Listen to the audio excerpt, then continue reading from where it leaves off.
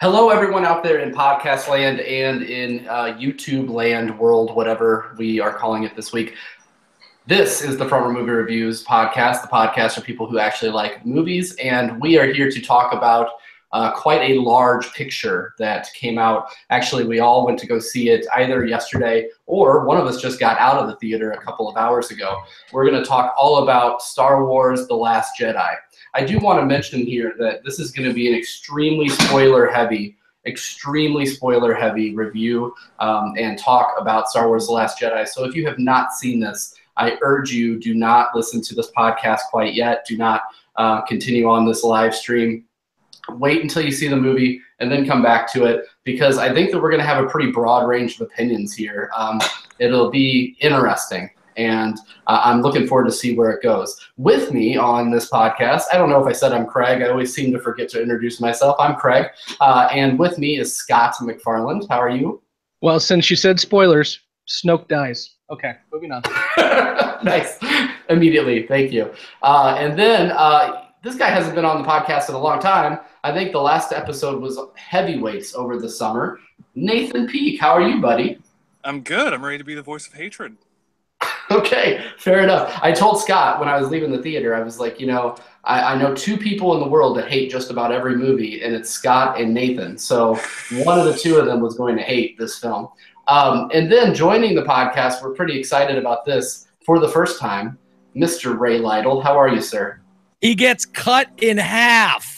And did you see his hand? He actually gets cut into three pieces because his hand's still on the throne. Oh, that's true. Yeah, you're right. And then his tongue's sticking out later. And then, how long does it take for his legs to fall off the chair? A long time. That was a long time between those two scenes. Ray, welcome to the podcast. Thank you for coming on. Thanks, we guys. do have to get one piece of business out of the way. We always ask a guest whenever they're on for the first time, what is your favorite movie? What is my favorite movie? Either the original Star Wars or The Dark Knight or Hoosiers. So one of those. Nice. That's a broad spectrum of movies. I like that. Depending on what day it is or what mood I'm in. I also love LA Confidential. Listen, I love movies. So there's absolutely nothing wrong with Gene Hackman. Nothing wrong with Gene Hackman. I just have a love for.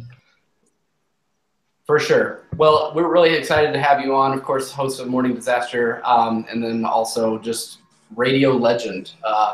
And thank you so much for coming on. And we're looking forward to diving right into this. So we're going to get into our first impressions, and I'm going to go first. I will preface this by saying the moment I left The Force Awakens, I was giddy. I was super happy, super impressed with that film. Yesterday when I left, I was extremely conflicted. I guess I was the Ben Solo, Kylo Ren of the group. There was a lot of this movie that I enjoyed. There were storylines that I know we'll get into that I really liked the direction they were heading.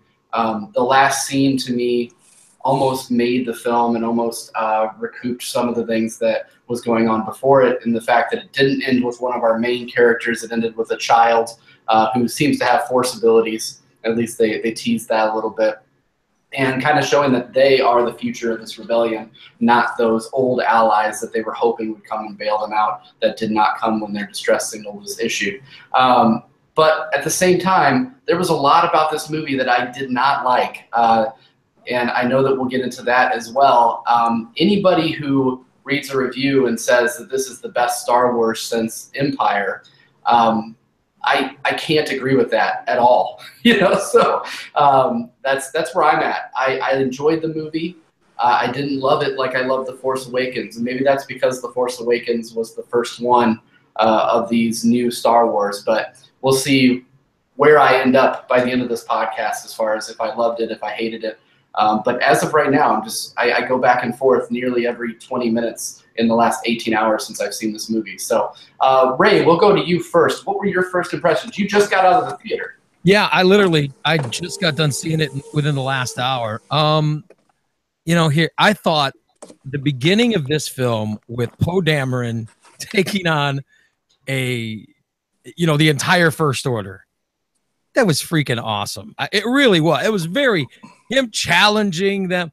That was great. In fact, the first 25 minutes of this movie, I thought was exceptional. I loved The Force Awakens. and I love the first 25 minutes of this movie. Then I don't know what the hell happened. I got to be honest. The handful of things that I liked included Poe Dameron challenging the Star Destroyer, which I thought that was just so well done. I loved hologram Luke. I'm telling you, the further I'm removed away from it, and like I said, it's been a little over an hour now, the less I understand what's going on, the less I'm excited about it. It felt like The Force Awakens felt like the first 25 minutes, and then after that, and you guys, I'd love to hear what you guys think. It felt like they were doing what they did in Rogue One. Yeah, I didn't love this movie, and Craig, Scott, you guys have known me for a while. I love every movie. I mean, I've seen the Justice League 4 times. I love movies. Yeah, even when they're shit, you love them. Yes. I did not love this film, and I'm shocked because, like I said, I love movies, and I didn't love this one.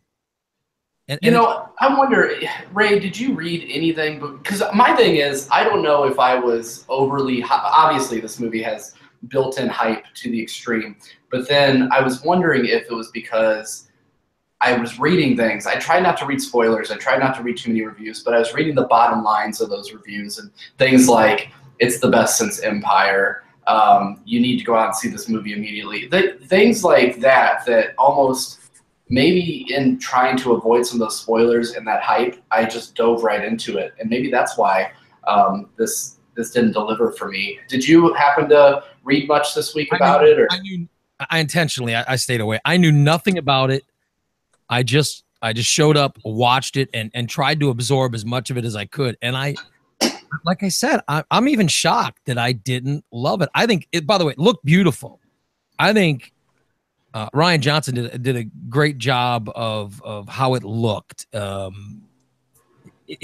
story is what it was for me. I just didn't like the story that much. Finn was, I don't know what he was doing. He was wasted. I thought that Snoke was wasted. And I mean, I think that they could have done so much more with certain characters that they didn't. Although I love Poe. But that's about it. I didn't love a lot about this movie other than the first 25 minutes. Okay. Nathan, we'll go to you next. Yeah. No, I'll agree with Ray that the first 25 minutes were very good. You know, when I went and saw Force Awakens, I had never seen... Well, I saw the first 3, or the prequels in theater, and I was young, and it was, whatever. Those were terrible movies. But then I went and saw Force Awakens in theaters, and it had been really like the first thing where I was like, wow, I'm actually doing this. And when the bang, I kind of rolled a tear. It was just one of those reverential feelings. Same thing with this. The bang, right at the beginning, I just got all kind of I was super excited. And I rolled a tear, and it was great. And then the first, I wouldn't even say 25, I'd say 20, just really caught me. And they lost their steam. Yeah. And I don't know what happened. And to go back to that Finn thing, I've been thinking about this since last night. If you cut every scene with Finn out of the movie, it makes it a better movie. You're right. 100% agree. It doesn't affect the movie at all. If you cut nothing out, it wouldn't affect it one iota. But literally, in the first movie, Finn was the underdog where you're rooting for him. He was a stormtrooper, then he left and he tried to battle it. But this time, it literally was like Finn was just a filler. Everything he did, he failed at. Everything. Even escaping, trying to bail in the beginning of the movie. But nothing he did had value to anything they were trying to do. In fact, he got people killed because he brought the hacker on board. Yeah, but he went to this casino, which the casino I'm sure we'll get into, and then he went to the Star Destroyer and he failed at that. And everything he did, all the plot points they set up, it seemed like they were trying to do something, and then they go, "Nah, we can't do that." And he just failed left and right. And if you take him out of the entire thing, there's nothing. And to go along with Finn, this Rose character was the most nonsensical add-in character I don't even know what the point of her was, other to make Finn. I don't know. Well, they're going to do a love triangle between Rey, Finn, and Rose in Episode 9, which is so freaking forced. Yeah, I mean, But, it's like the most forced relationship ever. I was sitting next to Craig in the theaters, and about halfway through the movie, I was checking my watch, and if I'm trying to see when this movie's over, there's something wrong with the movie, because I did not want to be there anymore. You were also spazzing out a little bit. Like every now and then you'd kind of hit me. Or at one point you actually looked at the screen and said, "What?" It's because they keep throwing in weird characters and stuff that doesn't actually have to do with the story. It seemed like it was trying to do like the Lucas remasters on the VHSs, where they're like, "This is a good idea, right? Let's just throw that in," and then you're just going to piss off all of your viewers. A lot of this seemed really well. And what I said last night, The Force Awakens, which people complain about, it's A New Hope rebranded. Which The Force Awakens that's what it needed to be to get a new audience in. I totally get that. I support that. But then they need to branch off. But literally, if you take away The Last Jedi and just put The Empire Strikes Back on this, it's almost a carbon copy to that movie in the sense like the Empire is striking back, and there's just a lot of conflict, and it almost seems like nothing really happens. Also, I'm really pissed off at the director, because all the freaking cutaways, some scenes didn't last more than a minute, and they were a setup to cut to a new scene. I was like, Jesus Christ, the cutaways. Yeah. Well, let's get over to Scott, and I think that maybe you have the most cheery and positive disposition out of all this. It's odd when I, the hater, am the voice of reason around here. But, okay. First off, I was with you guys. I didn't spoil myself at all. And I assumed, much like Force Awakens was basically a New Hope reboot, and I was fine with that, much like Nate, I assumed this was going to be Empire Strikes Back Part 2. And so when the crawl goes through and it says the resistance, not the rebellion, but whatever, is escaping a base as the First Order is coming to attack them, I turned to Craig and said, Empire what? So I just assumed it was going to be a retread of Empire. What I liked about this movie is it wasn't at all a retread of Empire. In fact, every time that they set something up to be a retread of Empire, they turned it on its head. It's almost like the writer, Rian Johnson, who, by the way, is an overblown director. I liked Looper, but not really that much, so I wasn't really expecting him to be a out-of-this-world director anyway, so I wasn't expecting much out of that to begin with. But every time they set something up that you assume is going to happen, it doesn't. And Luke says it right. What you think is going to happen is not going to happen, and that's completely right. We all go into this assuming that, like Empire, we're going to have a duel between Rey and Kylo. Snoke is going to be off to the side for the most of it, and he'll be the big bad for Part 3. That didn't happen, obviously. We assume that Kylo has turned to good, much like Darth has. Now, that's not going to happen. At least I hope it's not, because I want that bastard to die really, really much so. Everything that could have been Empire Strikes Back, it was not, for better or worse. That being said, is this the best Star Wars movie like they're saying? No, it's not. Is it the worst? No, it's not. I agree with you guys. Finn and Rose are completely worthless in this, and if you pull them out, I watch a reviewer on YouTube, Jeremy Johns, and he did a non-spoiler review last night, and he said, I can tell you exactly what happens with Finn and Rose the entire movie because it doesn't spoil anything, because they're worthless in it. They don't do anything. So I think my other concern with the film that kind of detracted from it was every time Finn and Rose are on screen, it reminded me of the prequels more and more. When they're doing that little horse race, it was all blue screen crap. The casino was all, it reminded me so much of Revenge of the Sith, which was a terrible one too.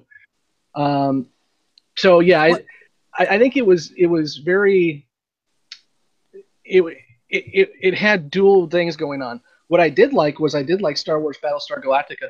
I did like that a lot. Yeah, let's go ahead and let's dive right into. I want to say two things before I forget them. Please. The fact that you said it's not Empire Strikes Back, in Empire, you learn that Vader is Luke's father. In this movie, they do the whole parental reveal thing, but it's such a fucking toss away. But that's why they did it. They did it for that reason. You assumed going in, all of us did, that this was going to be the big thing. Is she Obi-Wan's daughter? Is she Luke's daughter? Is she another Solo? We all were thinking that, and the movie's like, no, it's nothing. Move on. You know, I was thinking it was the reborn Darth Vader. I was thinking she was like a reincarnation because clone, Vader was some kind of Messiah figure, and I thought she was like a midichlorian Messiah figure come back to life. You can't say midichlorian. You can't say midichlorian. Yeah. Thank goodness. They wisely got rid of that. But no, but that's what I was sort of thinking that she was, and they just threw it away like nothing. But that yeah, you know, my thing is though, they whole, threw it away. They threw it away. Sorry. They threw it away, but throughout the whole thing, Kylo's manipulating her. Mm-hmm. So are we sold that? Yeah, but at the very end they showed exactly what they said, that even a nobody can have force powers and make an effect. That's the whole point of the movie. Which essentially is what the very end of the movie was. But they could do that in a better way. Like the whole impetus of her doing everything in the first movie is to figure out who her parents were and why she's like this. And then they're going to do a small scene that took maybe 3 minutes where he's like, oh, your parents are, junk traders. They sold you off for booze and now they're dead in a hole. The end. Well, hardest thing they could have ever done. In talking to Tim. No. In talking to Tim about this. You don't have to be like Vader's fucking son or daughter or anything like that. But just to say, like, they're junk traders. You're really nobody. Like, the end. Sorry. That's the whole point of the film. Toss away. So, in talking to Tim, because I needed to talk to somebody and debrief after this, his complaint, and I think a complaint of a lot of people, is that The Force Awakens set up so many open-ended questions. Who is Captain Phasma? We didn't get to see her much. Who is Snoke? Who are Rey's parents? And basically, this film set out to close all of those questions, but in a way that maybe we weren't expecting, but it also wasn't in a very satisfying way for nearly any of those answers. Well, two things to go along with that is the Phasma thing was a marketing ploy to sell toys, because she really had no point in any of the films to either be like I actually agree with you. That's a good point. To be a like a mini boss to everything, and to sell a silver suited stormtrooper. And in this one especially, it seemed like everything was set up to sell toys. The giant golden retrievers, the silver dogs, the fucking porgs. I was thinking you were going to have a hard time with the porks. Well, let's go ahead and get into the storylines instead. We'll talk about them. We'll get there. Let's talk about individual storylines. And I want to start with Poe Dameron, because as Ray mentioned, it's one of the storylines he really enjoyed. I think this is the one that's going to be universally loved, is the way that Poe's character developed through that. But Ray, go into why you enjoyed that particular storyline. Because the same reason I loved Han Solo. I go to Star Wars not to think. I want to go to Star Wars and just have fun. And Poe Dameron, just like Han Solo was in the early movies, that's what he is. He's just fun. You don't have to put, like, does it matter who Poe Dameron's parents are? No. Did it matter who Han Solo's was? No. We didn't give a damn. Well, we do apparently, because they're making a movie about it. Yeah. Well, yeah. Right. As it turns out. No, but I'm saying we don't need it to enjoy the character. He's just, there's no thought. His whole thing is bravery. That's it. He has a tiny evolution in here, where he goes from, that just the arrogant, just go right in, have to fight. And then he realizes in the end that he doesn't need to fight, that what he needs to do is save the people around him. And I liked that development quite a bit. Well, I said after this movie, I said this could have been named Star Wars: The Last Stall, or The Great. The whole movie, all they're doing is stalling. There's, have you noticed it? The whole movie is stalling to get away. That's the entire movie. This is the longest Star Wars movie in running time, isn't it? Yes. It just was And it's still too about 2 long. hours too long. It just was And it's still too about 2 long. hours too long. Oh my god. Yeah. So Scott, talk to me about Poe Dameron. Okay, there are a couple different themes in this movie because I actually go to movies to think. Sorry, Ray. Brag, Which is- brag, which is, brag. Which is one of the things. Actually, you guys love the first 20 minutes. I'm sitting there because I like hard sci-fi. There's no resistance in space, so why are bombers moving slower than everything else? That's what I Why was does the thinking. bomber sink? And also, why is the girl alive when she opens up the bomb bay and she's in space? Okay, so why does Leia float through space when she's 'Cause she's a dead? Jedi. Well, we'll get Oh, there. so- Trust me. Looks like Trust me, we'll get Hitler. there. Okay. I have So- plenty of points on this. Hey, I'm actually backing you up in the fact that there's some stupid stuff in this movie. But then I got to realize Star Wars isn't sci-fi. Star Wars has never been sci-fi. It is fantasy in space. So I got to remember that. It's more Lord of the Rings than Star Trek. Okay. With Poe, one of the major themes is, and Yoda says this to Luke, spoilers, Yoda's in it. He says, part of what you need to learn is it's okay to fail. It's okay to be wrong. And that's what Poe does the entire freaking movie. Yeah. And his arc is he learns from that failure. Unlike Kylo, who doesn't learn from his failure and continues to fall down because of his failures, Poe learns from it. So we have the first failure is wasting your entire bombing crew on a dreadnought that really didn't matter. But you felt it did, so you just went with it. He fails because he thinks that Hodor or whatever the heck her name is trying to get everyone, is being indecisive when in fact she knows what she's doing. Although that was a plot device because any good admiral is going to tell your main squadron leader what the hell's going on. But that being said, he mutinies because he failed at that too. And at the end, it's really the most passing of the torch we get. We didn't really get a passing of the torch last time, except for maybe Han dying and doing whatever. But the true passing of the torch between the old generation of Star Wars and this one was when Poe goes walking off following your toys, the wolves.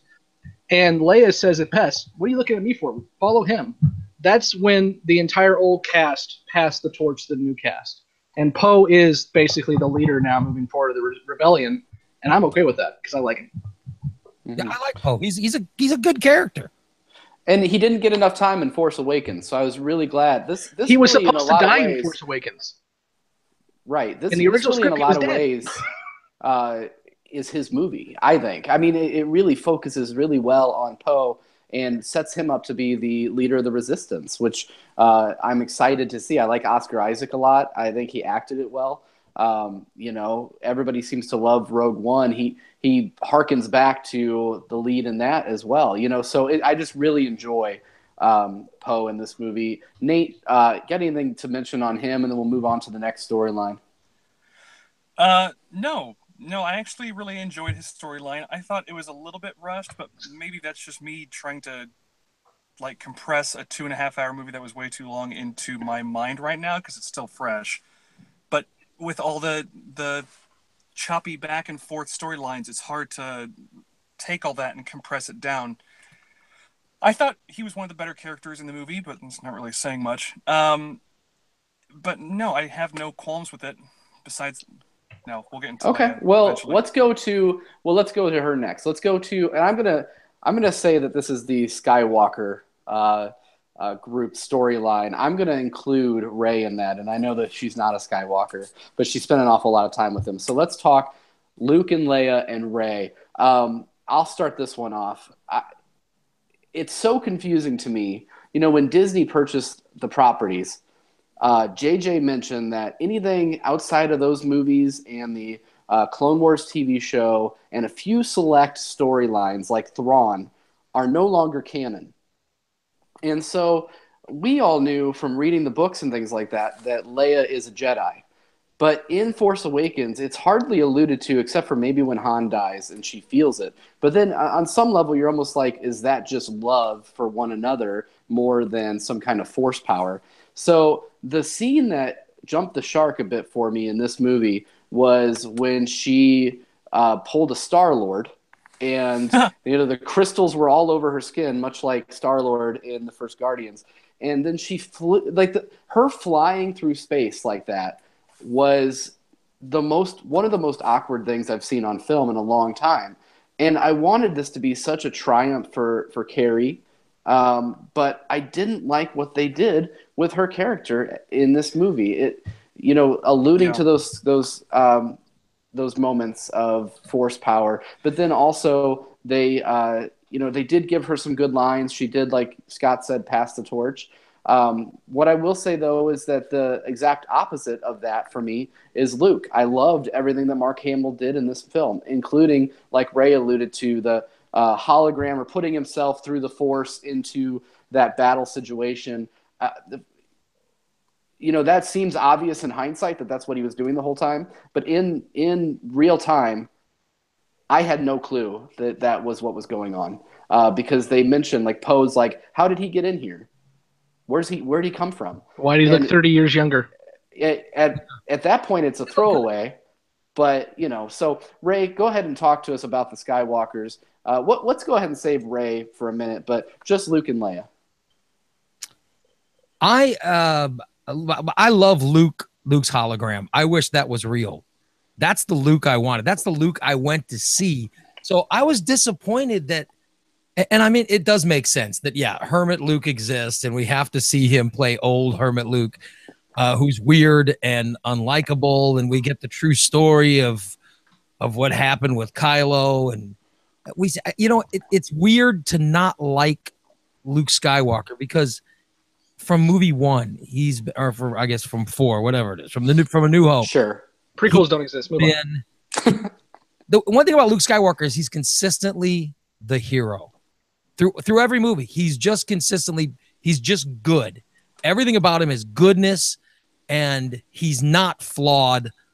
We love Luke Skywalker, and to have a movie where we don't is very strange. So I like the fact that, it looks like at the end, oh my God, he showed up. He's now back. It's good Luke, flawless Luke. This is exactly what I came for. And then to find out it's a hologram, it's really weird. Although you see it coming when they shoot him like a million times, die. And I love the reveal with Kylo, how it was him. But then it turns out he's just sitting on a rock on his island, imagining the whole thing, or somehow transferring his essence, blah, blah, blah. And his ending, it just, what a way to go out. It was sort of anticlimactic, in my opinion. See, but I didn't like the ending. I liked his ending. I did, because it was the ultimate reconciliation. A man who brought 12 plus young people to a Jedi temple and tried to train them in the ways. And then he had a moment of darkness where he thought that the only way he could cleanse the darkness was to kill somebody, which would lead him to the dark side. And then he had a reconciliation at that point. But that reconciliation made him go into isolation. And then he realized, I'm doing the wrong thing. I need to be the beacon. Mm-hmm. And then at the end, he becomes that beacon. He realizes, like, I have to do something. And then after he does something and the resistance gets away and everything's okay in the world, he has peace by looking on the two suns, which was a little bit too much of a callback. It was cute though. And he goes, all right, I've done my thing. My time is done. And he's done. Because Luke wouldn't do anything in the third film. He wouldn't do anything. It's not about the old people anymore. Mm-hmm. It's about the new generation, which is exactly what this whole trilogy is about getting the young people into Star Wars again. So it was a nice play. I liked it. Well, you know what? What I enjoyed about it is that you did have this moment in the beginning of the film when Kylo is mentioning, like, if he were really making this connection with Rey, that the Force would just tear him apart. So that puts it in some kind of parameters that, yeah, this is really draining it. And then to see him disappear and become one with the Force, much like Obi-Wan did, I really enjoyed some of the harken backs to the original trilogy in that. And I thought Mark Hamill's performance was great. This is one thing that I will mention I really give Rian Johnson a lot of credit for, because I like seeing things from different perspectives. And the story of Kylo, or Ben Solo, turning into Kylo Ren, essentially, when it's from Kylo's perspective, Luke is terrifying in that shot.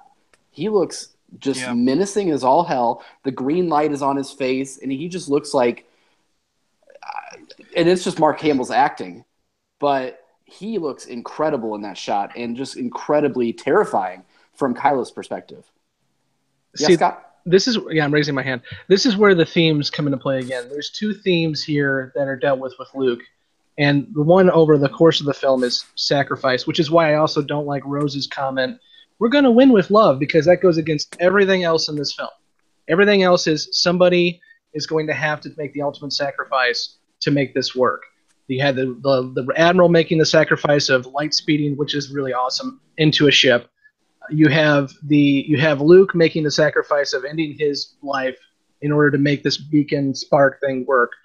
So you have that sacrifice piece, but you also have the whole idea of turning the original trilogy on its head and we've kind of gotten this with the Old Republic games and stuff. It was really big in KOTOR and KOTOR 2 for those who play the games.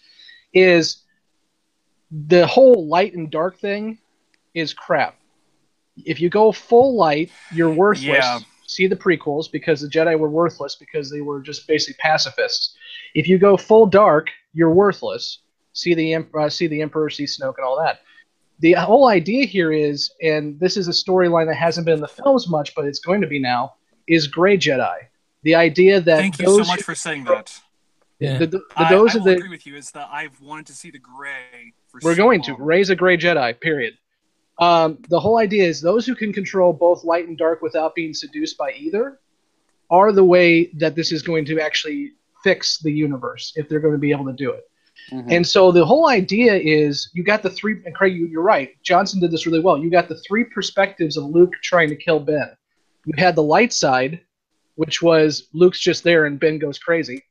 You have the dark side, Luke tries to kill Ben, but truly the true thing was the gray side, which was Luke had a moment and then turned away, and Ben didn't realize it because he was a scared kid, as Luke said. So all of this goes into the fact that when Yoda burns down the tree and Luke sacrifices himself, they're saying we were wrong. The light side and the dark side truly don't exist. It's a spectrum, and we were as wrong as Vader and the Emperor and Snoke were, and we have to move this thing towards a balance, which has been the whole idea. And Rey is supposedly that balance. I like that. So most of you all hit on Luke. Let's talk Leia. And did anybody else get as annoyed by the flying Leia as I did? Absolutely. I was sad. I got to be honest. And, the whole time, from the moment I saw Carrie Fisher, I saw Leia, I just started thinking, you know what? I know what happens to her. So I know she's not going to be in the next movie. And so it is. And usually, like I said, I go into movies and I try to just, get all consumed and enjoy. But it was hard to get her death out of my mind. Yeah. And it was there for me, and it's there for the whole movie. And she does that hocus pocus sort of that middle, she's flying, and I just thought to myself, oh, they killed her. This is a great, that's how they wrote her out. That's a pretty valiant death or whatever. And then she flies back in, which was very strange. Well, and you have to realize though, this was filmed before she died. Yeah. Oh yeah. So this is not like no. That kind of annoyed me. You mean the dead woman didn't come back and film it? Of course it was filmed. Oh no, what I'm saying though is the trailer annoyed the hell out of me because they were playing on her death. Oh yeah. In the trailer, you're like, well, is Kylo going to blow her up? That was just tasteless. Yeah. Honestly. But the whole idea of this storyline is, in Return of the Jedi, it was kind of alluded to that she's actually a stronger Force user than Luke ever is, but she hasn't been trained. So Craig's like, well, we never saw her as a Jedi. She's not a Jedi. She was never trained as such, but she is a very powerful Force user. And when you want to use the Force in order to get something you need, you do it. So the whole idea of her... Okay, go ahead. It is jarring to see Leia, who has never used the Force, even once in any of the films, go into space, like in Mission to Mars, and open her eyes, and she's fine. And she just puts her hand out and just flies on back. I wonder she if isn't it fine, wasn't... though. She's almost dead when she does that. She has enough ability to basically. Because she kind of just they flat out say she's almost flatlined in the movie. They say that. Is it because she kind of just took a nap for a day and then woke up and she's fine? I don't know. Yeah, it was weird. I think maybe if it was shot a different way, but there's so many missed opportunities with her. Like they could have. I mean, albeit like when she got sucked out into space, I was like, oh, that's how they're going to kill her off. Yeah, like anticlimactic. Nathan's right. It's like they put that in. It's like they said, "Oh, she's dead. Let's write her out." And I was like thinking, "Boy, what a great way to write her out. If she did more after this, let's just get rid of it." And now you've got your way out, and they didn't do. But the thing is, even if you don't want to write her out at that point, if she has more to do with the story and you want to do the flying nun bullshit, fine. But then, like when you have the point to bullet the ships with your destroyer, why would you just go ahead and say, hey, Laura Dern, you got this. I'm going to go hop on this plane and not do anything for the rest of the movie. Why not just write her off there? Because they didn't film it that way. She died after the fact. They couldn't do that. You could have they could have brought Joss Whedon in and he could have edited it. Nice. I like that. Just edit it out. Hey, did you see how she looked when she was CGI in Rogue One, which by the way is a terrible movie? I said it. I liked Rogue One. I liked Rogue. We're not going to get into that because we're already strapped for time a bit here. So let's move on. Let's talk about Rey and Kylo. Rey and Ben Solo. I started the last time. Scott, you haven't had a time to start. I want that son of a bitch to die. Kylo? My favorite thing about this movie is when he comes out and he decides he's still an idiot and goes against everything, because that way I get to see him die. When I thought that they were going to turn him to the light side, I was like, no, because I want this son of a bitch to die. Now I get to watch him die. I'm happy. Why? Because he killed Han Solo. No, I don't like emo, whiny characters who have no real reason to be what they are except for they're whiny. See, never mind. I won't. Craig told me not to talk about trilogy. Craig told me not to do Literally every single trilogy has had a whiny character. Luke Skywalker was a whiny character. I want to go to Tarsi Station and buy power converters. I agree. Like, come on. Luke was likable whiny. Kylo not likable whiny. Yeah, not likable at all. And Luke was also However, he is evil. Likable. He's likable in the middle part, which is I thought it was great. He and Rey, they team up, they kill. We're Skyping. That was really cool. And then of course, immediately after, he just turns the dick Kylo again. Well, and that goes back to what the whole theme of this film is, and what I think the theme of this trilogy is going to be is when you let yourself get seduced by either side, you fail. And he obviously realized, hey, I can take over this dark side now. Let's do it. Hey. Yeah, for sure. So, Nate, let's go back to you next. Talk to me about Kylo and Rey, some combination of the two. If I saw one more scene with an out-held hand where they're supposed to touch each other, I was going to vomit. Because it happened about 5 times in the movie. Touch me, touch me, touch me, touch me. That's a complaint. I like Kylo's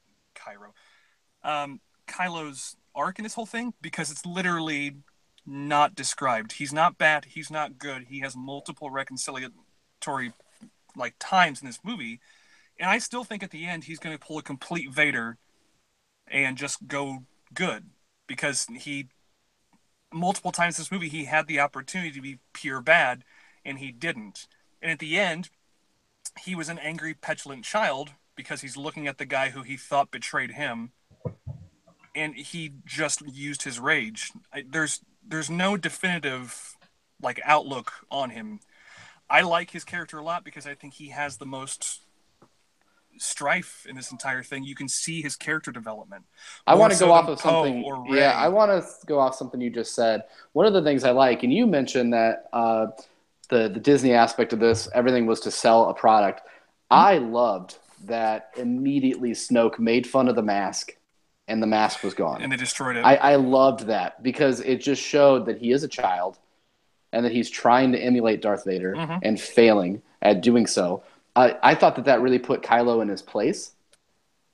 And it really, to me, humanized him in a way that we didn't see in Force Awakens. I really And you know, if they were just trying to sell product there, they would want those Kylo Ren masks to be going forever. Maybe though, because to go off of what you just said, like they want to sell that. I would like to see the numbers of how many Kylo Ren masks were sold, and if they weren't a big seller, then maybe their primary point was like, well, let's just destroy the mask because it didn't do what a Vader mask did. I just don't know if it's like that tied to marketing. I don't know if I believe. I don't know if Disney, I can you get don't think it's that tied to marketing? Kylo's without a mask. Yeah, well, that's true. Ray, what did you think? Listen, Kylo Ren is extremely powerful. I mean, Kylo Ren's the most powerful Force being, you know, alive. But he's so, and these guys hit it on the head. He's so immature. He can't handle it.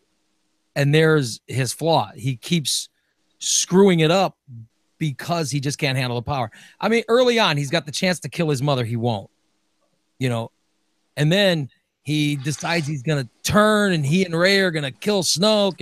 And he decides to take him out. He's the one who kills Snoke. And you think, oh my God, is he turning good? Isn't he? And it is a cool scene where he and Rey are fighting the guards and Snoke dies and blah, blah, blah. But then immediately after he turns into his quest for power, he turns back, or he turns into the Supreme Leader. It's almost as if he's more powerful than Rey, but the way he handles his power. Listen, I think Scott's got it. I think Scott's got it when he said it's all about the gray, and I think Nate said it too. It's all about the gray, and I think that's where this whole trilogy is going to end up in the end. Is that, you know, light, dark really doesn't mean anything. It's all about the grays. And I think that's where we're going. And Scott hit it on the head too. Rey's completely gray. Yeah. She's a completely gray Force character. Kylo is so conflicted. I think after this, man, I'd like to see what Nate says is going to come true, but I'll tell you what, I don't see any way you turn that. I mean, he's done such horrible stuff. And the way he hates. So did Vader, though. Anakin Vader killed was children. Yeah, no, Vader killed kids. I mean, but Vader was still an apprentice. Turn him. I don't know how you like to go back to the fight scene that you were talking about with Rey and Ben, which, albeit, I think they said Ben more than they said Kylo in this movie, which humanizes the character, which is I think what they're trying to do. Well, they said Ben whenever they thought they were teasing us that he was going to turn good. Mm-hmm. Yeah, it's a gorgeously shot movie. I'm not going to degrade that at all. It is a beautiful movie. The color palette is wonderful. Even at the end with the guy licking the ground because it's salt, which why the hell did we need that scene? And I swear to God, that was Donald Sutherland at the end with the binoculars, wasn't it? It should have been. He was in Force Awakens too for about 10 seconds. But it was a gorgeously shot movie. It was, with General Hux. He went from this like pasty, bright-faced general to a guy with sunken eyes, and even that slight fix made you realize like things are getting grim, and he is feeling it. And the color palette, like when Luke shot up his green saber, and you could see the pain and the anguish on Luke's face and the anger in certain scenes. Well, it was CGI. But it was a gorgeously shot movie. That's the one redeeming thing in this is I think it's a wonderfully beautiful movie.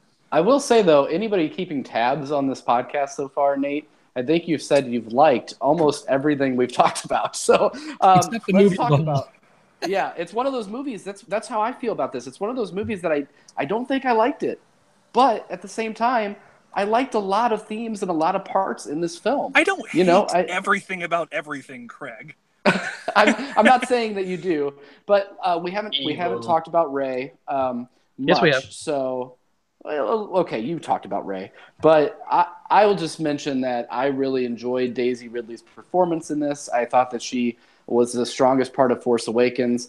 She wasn't the strongest for me here. I actually preferred Adam Driver's acting and Oscar Isaac's acting in this film, but they had better storylines. Rey was just the vessel which delivered us. I did think that the cave scene was really cool with her. It harkened back to that Empire cave scene, which again some people will say that this was a rehash of Empire. I don't know that it 100% was, but you don't anything think so? else that we want to talk about? It was anti-Empire. Because literally her mirror scene was exactly what Luke went through on Dagobah with the whole foggy forest. Right. Except for she actually got out of it. There definitely was some stuff that harkened back to Empire. I just don't think it was quite the retread. Anti-Empire. That the whole movie was. It was the anti-Empire. Because Luke failed that test in the cave. She did not. Yeah. She didn't fail it. Which goes back to the Greys. Like, she wasn't scared. Absolutely. Yeah. Exactly. You know, she's willing to embrace the dark if she wants to get what she wants, but she realizes, like, it didn't do anything for me. That was one of my favorite scenes, though. I hear what you, because we're saying the same thing. We just liked it differently or didn't like it differently. Because when Luke went into the cave, he immediately thought, oh, it's Vader, I got to fight him. The end. He just goes with it. Rey realizes she can control what's going on in there. And she even says it. I knew that line of people would end sooner or later, and I found my way to the end. So she can control that piece, which again goes back to everything we've already been saying. Hey, Craig, Dynamic in the chat is asking about Finn, so I think we're probably going to get to that sooner or later. Yeah, no, he's the last guy I really want to focus on, the Finn and Rose storyline. Can I make one question real quick? Go ahead. The dice. The answer is 42. The dice. They are in... They are in. Was that the dice from the original, the prequels? No, it's not from the prequels. If you look at the Millennium Falcon cockpit in the original trilogy, they're in there. They're just hanging. I bet you that's the one reference to the Han Solo movie we got. Obviously, come on. Yeah, I think the dice are going to show up in the Han Solo movie, but they were there in at least A New Hope. They're hanging there if you look at screen grabs from the movie. Yeah, I thought it was the dice that whatever that moth thing rolled, Sebulba. Yeah. Well, let's talk Finn and Rose. I think that for many people, something to do with Lando. That's what I'm guessing. Yeah. I was hoping Lando would come back in this. I wanted Lando to be the hacker when she said, "Go find the person with the flower." I'm like, it's going to be Lando. No, Billy D. Williams wants to be Lando. Billy D. Williams is the only person who, no matter what, he wants to continue to be his people. Yeah. He was Two-Face in the Batman Lego movie. Before we get into Finn, can we talk about Benicio del Toro and that monstrosity? Well, no, that's all to me. That's the I think it all ties together that I want to talk about. And Nate, I'll let you start it off then. But talk about the Finn, Rose, and did we even get a name for him?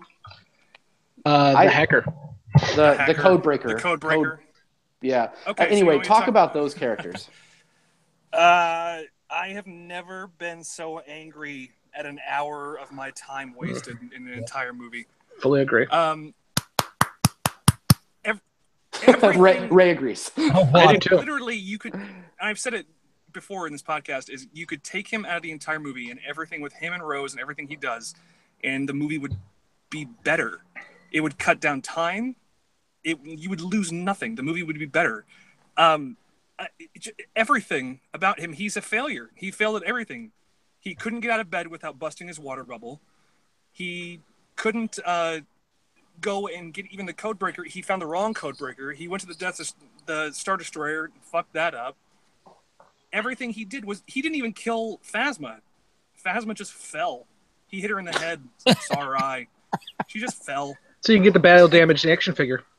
But in the first movie he was the person you were rooting for. And in this movie, you're like, I'm rooting for you to die. Yep. Even at the end, when literally you could write that character off and like he's doing the one heroic thing he could possibly do, Rose, whatever that character is, came in and saved him. And then as he was running to her speeder, clear Titanic references. Why did you do that, Rose? That was so stupid, Rose. What are you doing, Rose? I was like, Jesus Christ. Hey, at least he didn't drop her off the door. There was room on that damn door. You're so stupid, Rose. Why would you do that, Rose? I'm like, oh, God, nobody cares about you. Shut up. Yeah, so then talk Codebreaker on the casino. Benicio del Toro's character. What is there to talk about? He has a stutter that was a character plot device, I guess. That was Benicio del Toro trying to do something. I'm sure that was his idea. That's fine. That's fine. Make a character. Make a character if that's what you want to do. Put some ticks in, whatever. You're not going to show up again, and if you do, people are going to be really angry. But everything about this was just a stalling tactic, or a character that they put in the first movie that could have had really good writing, and then they go, we don't know what to do with this character anymore, so let's do this. but the casino was literally just wasted time with. And what about the multi-tit opera singer? Like, I just, when all the dogs were running through the casino, it made no sense.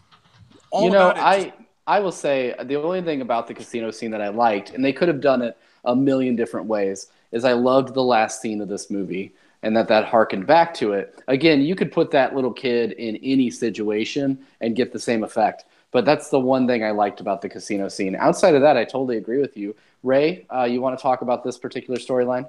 I think Nathan hit it on the head. I mean, you could have taken Finn, Rose, the code breaker out, and it doesn't change the plot at all, except you have to find another way to figure out how to kill people at the end because the code breaker doesn't give it to him. And it's a shame because Finn, I thought, was the most interesting part of The Force Awakens because obviously he's got some sort of force. He's some sort of force powers in him. You know, we forget he fought Kylo Ren with a lightsaber, having never touched a lightsaber before. He was such a hero in The Force Awakens, and I don't think Rian Johnson likes the character. It seemed everything he did just seemed forced. It's like, oh, I got to put him in somehow. I thought it was a waste of the character. And Rose, although she seems nice, the actress seems nice, but why is she there? It's that whole thing of if she was gone, it doesn't change the plot one iota. I don't like you, but you're nice. That's what every girl told me in middle school, Ray. You're just so nice. I get this movie overall. Yeah, like the first 20, 25 minutes feels like The Force Awakens. After that, it felt like they were trying to make another Rogue One. Rogue One was what it was. I wasn't a huge fan of it, but I didn't hate it. It felt like they were trying to make that, and I just don't think. I don't think it was it wasn't as good a Rogue One as a Rogue One was, and it wasn't as good a Force Awakens as Force Awakens was. Although it looked good, I really think that this movie could have been a lot more. So that's what confused me with the reviews. I didn't read the reviews. I tried to stay away from them like everybody else has. I went into this completely blank. But I saw the people saying like Star Wars movie they've ever made. I don't know why they're saying that. Yeah. Yeah. Well, we'll get into that. We're gonna start wrapping up here. Scott, did you have anything to say on Finn? I don't really have anything else to add to that discussion. I agree with both Ray and Nathan. I didn't like those scenes, and I'll just leave it at that. Yeah, I agree with you guys. I think they could have been cut out. I think they had to find a way to put Finn in the story, and so they got him off camera most of the time. And again, the casino scene, as well as the let's ride an ATST with BB-8, both those scenes just reminded me of Phantom Menace and Revenge of the Sith and all of that. And just and number 2, I can't remember what the hell it was called, but it was all prequel looking, and I didn't like that. I also don't like, going back to my whole theme thing, is they are the storyline that goes against what the movie is trying to tell you. The movie is trying to tell you that sacrifices have to be made, and then Rose comes out and says, "No, we can't sacrifice anybody. We have to love everybody." No, that's stupid. And then also with Benicio del Toro's character, I liked where they were going with it. He's like, "Look, you guys think these guys are evil because they're selling TIE fighters to the First Order. Oh, look, they sell X-Wings to you, too. There's something in the middle, always." But then he goes full-on smuggler and kills everybody, which kind of hurts that idea. So but I didn't like either one of them. To play off of what you just said, like themes and ideas of characters and stuff like that, I get it. I'm totally into all that. But you can have as many themes and characters and character plots and ideas that you want to, but if you don't make a good movie, it's just not a good movie. And I'm sorry, like you had too many plot devices going on, too many character things going on that counteracted against each other, and you did not make a good movie. There are very few movies where halfway through I look at my watch and go, God, when is this over? Mm-hmm. Especially with a Star Wars movie. And this one, literally, Craig was sitting next to me and he saw me look at my watch multiple times. It's like, good Lord, when is this over? That's what I did for Rogue One, because Rogue One was. Well, let's go into kind of a wrap up rapid fire here. I've got a couple of questions for you guys. We didn't talk about all the tertiary characters, so if you really want to talk about that, you can go off on those. I'll just say I really didn't like Laura Dern, and I didn't really like Hux. I hated Hux in Force Awakens, and I kind of do still now today. Oh, come on. The bad connection with Poe though was amazingly funny. I love that. Was Han Solo. That was great. That was. I'm sorry, I'm holding for Commander Hux. That was pretty. Yeah, I love that. He's the pale guy. Can you get him, please? All right, so let's do a couple rapid-fire questions. Try to be brief with your answers here.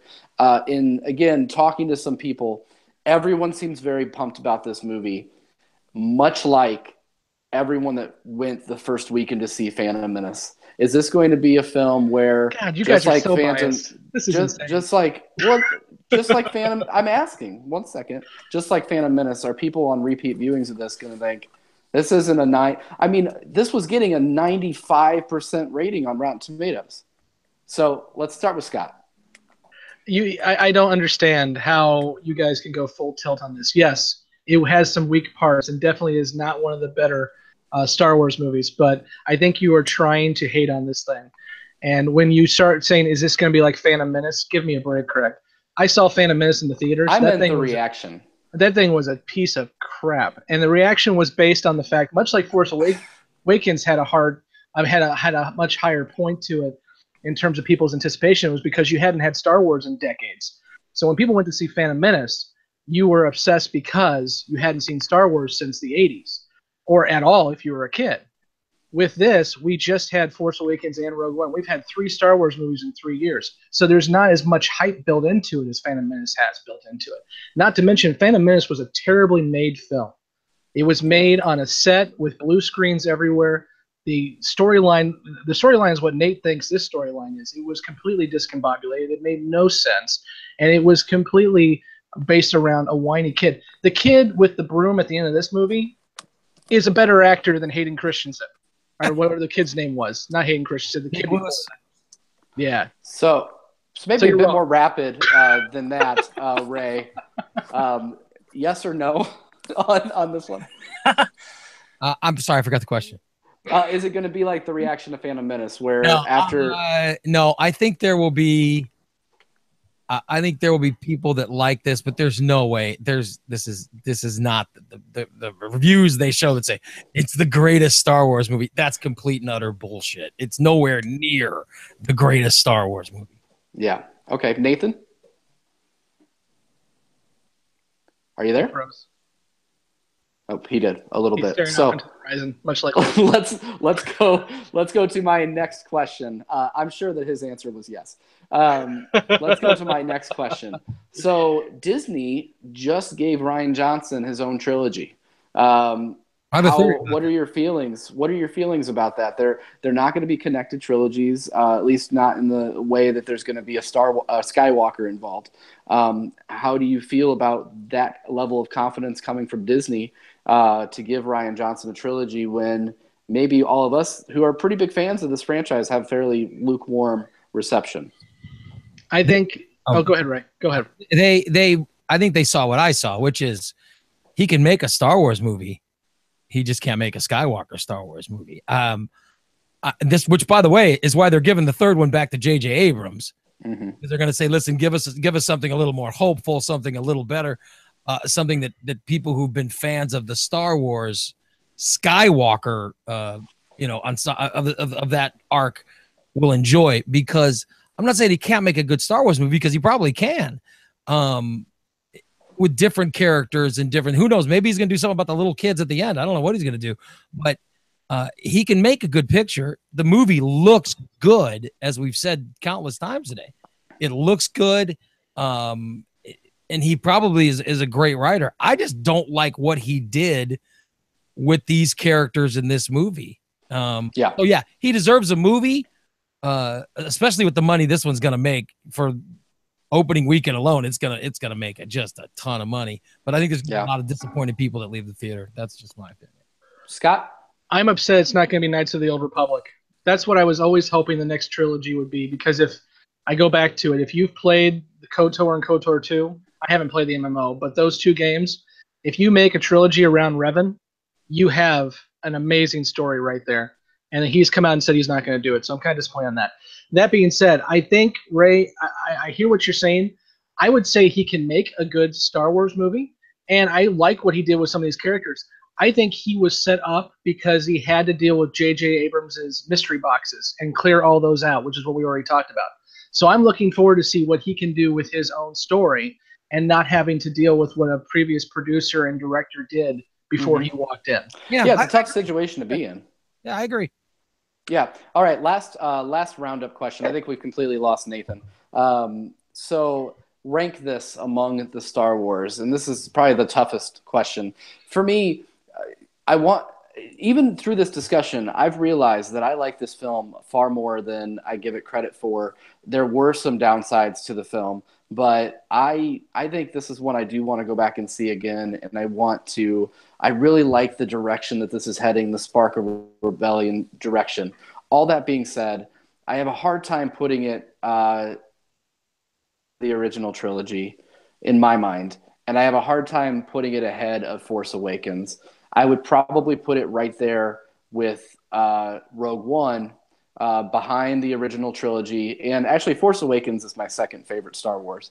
And then I want you to understand, I'm not putting it like right in front of the prequels because there's a chasm, a planet-sized chasm between Rogue One and The Last Jedi and Revenge of the Sith, which I think is probably the best of the three prequels. So, but I do put it kind of in the middle of the pack. I definitely would not say that it's the best film since Empire. We started with Ray last time. We'll go to Scott. I agree with you on the chasm, but I would put Rogue One past the chasm. I think it's the best of the prequels, but we'll talk about Rogue One another day. I didn't like it at all. I really like Force Awakens. And you know what? If Finn and Rose were not in this, I think this would be a better film than Force Awakens. But unfortunately, they're in it. And that kind of does bog it down. I think if this was trimmed by a half an hour, it would be one of my favorites. I would say the original trilogy for me always is kind of goofy because I saw Return of the Jedi first, so I'm a little biased on that one, as we've already discussed. But I would put it somewhere right in the middle. I think I think it's probably right around there with in terms of films with Return and I would say Empire is probably the best one, and I would say Force Awakens is probably my second, much like you, Craig, and then A New Hope, Return, and this one are kind of in a mixed bag right there with it. Okay. Ray? I didn't miss Han Solo as much as I hoped I would, and I hate that. I just hate that. This movie, listen, A New Hope, Empire, Return of the Jedi, Force Awakens, all better. Revenge of the Sith, I'd have to watch it. No. I'm telling you, it's better than Rogue One, which I put, third from the bottom. I am closer to Scott and thinking of Rogue One than I think I am with some other people. But yeah, it's definitely not the best of whoever's saying it's the best. They're on something. We need to check. Well, I think Disney knows how to do a premiere really well, and I think that there was a lot of critics and reviewers try to not be placated by that stuff or be influenced by that stuff. But I think that they put on one hell of a premiere, and I wonder if that's because a lot of the ones that you saw coming out right after. The ones that are just super glowing. And I'm not saying that this film is awful by any means. What I'm saying is that it's not a 99, 95% aggregated on Rotten Tomatoes in my mind. It's at 93 right now, so it is dropping. Well, yeah, I'm thinking it's a 70 or an 80. Wow. Well, 70 and 80, that's some of the MCU films are right in there. I got to be this MCU films are better than this. Except maybe some of the early Thor ones and Hulk. But listen, I mean, this movie, as I said, the beginning's great. Mm-hmm. And unfortunately, it looks great, but unfortunately, by the end, it just doesn't hold up that well. I'm really shocked that I didn't love this movie, because man, I love Star Wars. I really Same here. I was hoping to come out of the theater last night and just be glowing in love with this film, and maybe someday I will. And it's just because I didn't have that feeling. Like I said, I think in the 18 hours since I've seen it, I have started to enjoy my experience more and be more with Scott, where there's some definite problems with this film. Much more that way than like what Nathan was arguing that it is not a great film. So go ahead, Ray. There's a reason, and this is what they're not saying. There's a reason J.J. Abrams is coming back. There's a reason they gave him another trilogy, and I think Scott, it might have been Scott that said it. I think you hit it on the head with this. It's just not these characters. Rian Johnson, without having the baggage and all that stuff, I think he'll do a great movie. I true. Yeah, has no business in the Skywalker story. And I think there's a reason that JJ's coming back to do number 9. Yeah. In terms of Rian Johnson, I would just say the reason why I'm liking this a lot more than you guys, I think, is because I like the lore. I wasn't really a big fan of all the movies, but I like the lore of it. And he is the first director, I think, to actually understand the Star Wars lore and incorporate it in, which goes back to everything I've already said. He did do a lot of that, yeah. And I think that's why I really wish he was doing KOTOR, and the fact that he's not annoys me so much. Yeah. Plugs. Time for plugs. Mr. Lytle, is there something you would like to plug while you're here today? Well, my morning show. I'm on every morning on News Talk 94.7 and 970 WAY. Listen to it. I had a nice conversation with Rodney Davis today about net neutrality. I'm not sure he understands what it is. Rodney. Listen to it. I invite you to go to WMAY and download it, and you'll know what I'm talking about. I want to plug, I do a podcast still, The Morning Disaster. You can get it at morningdisaster.net. I don't do it as often as I used to, but I love doing it. It's a fun little thing. So if you get a chance, check it out. That's fantastic. And Scott, can you give our plugs? You can find us at thefrontrowmoviereviews.com. You can email us at thefrontrowmoviereviews@gmail.com. You can find us on all your social media, wherever that may be, by searching for us at Front Row Movie Reviews. And when you're watching us on YouTube, please make sure you hit subscribe and give us a like and hit that notify button. This was a live podcast, and we do a lot of those. And if you hit the notify button, you'll be notified so you can be involved in the conversation. Much like Jehovah's Dragon was until I had to block him because he kept telling us that we were all going to hell. In case you weren't watching the chat room. I wasn't. That's hilarious. I had to block him. But Dynamic was great. And then also, if you're listening to the podcast version of this, please be sure to subscribe and give us a rating and a review on your podcasting app of choice, because that definitely helps us get the word out. We appreciate it. Yeah, and by the way, next time I appear, I'll actually have a camera. I didn't realize you did it live. I didn't realize you were doing it until. You have a lovely picture of you looking off into the distance. It's okay. That's okay. Hey, Ray, thank you so much for coming on, and I really hope that you can come on. You're welcome whenever you'd like, and we love your morning show. We love the podcast, so thank you. And I want to just give you a big shout out for supporting the Front Row Movie Reviews at the very beginning. This was like 2 years ago. You were putting commercials on your podcast for us. And I'm sure we still have some of your listeners that started listening because of that. So we are extremely grateful for that. And just thank you for being able to be on today. You guys know I'm a fan. Thanks for inviting me. Yeah, for sure. So usually this doesn't work very well online. So what I'm going to do is I'm going to say I'm Craig. And then Scott's going to say I'm Scott. And then Ray's going to say I'm Ray. And then I'll finish up. So with that, this has been the Front Row Movie Reviews. I am Craig McFarland. I'm Scott. I'm Ray. Yay! and we will see you in the front row in a galaxy far, far away. Yay, that Snoke is dead. I'm so happy Snoke is dead. Yay! Cut in half. Cut in 3 ways. Cut in half.